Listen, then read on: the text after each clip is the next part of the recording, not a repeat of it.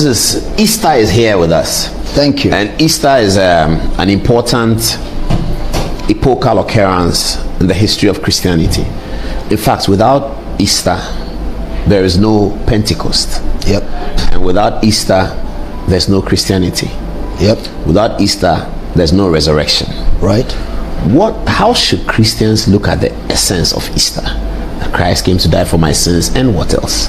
Well, the whole essence of Easter is predicated on the fact that man sinned, and man didn't have the wherewithal to help himself from his sins. Mm-hmm. Man had everything. He had the knowledge to invent, innovate, create, but man didn't have the resources to cure the problem of sin.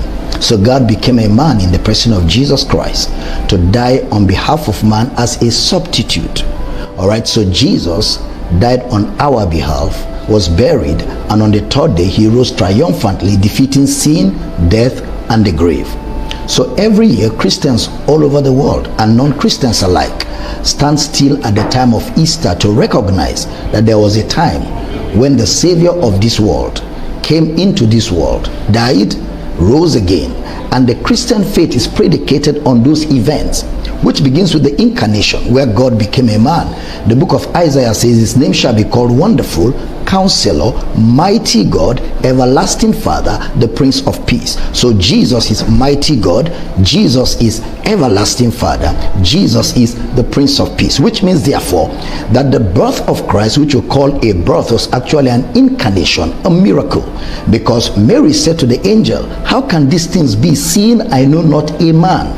So there was no will of man involved, because John 1:12-13 says that Jesus was made not of the will of man, nor of flesh, nor of blood, but of God. So that's why the best way theologically to look at it is what we call the incarnation, a miracle, a fusion of deity into humanity for the purpose of giving legality to the work of redemption.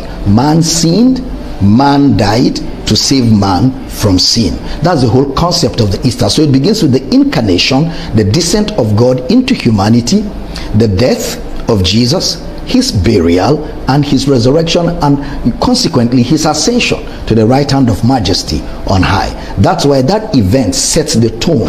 It sets the foundation for all of Christian belief, all of Christian practice, and guarantees eternity with God.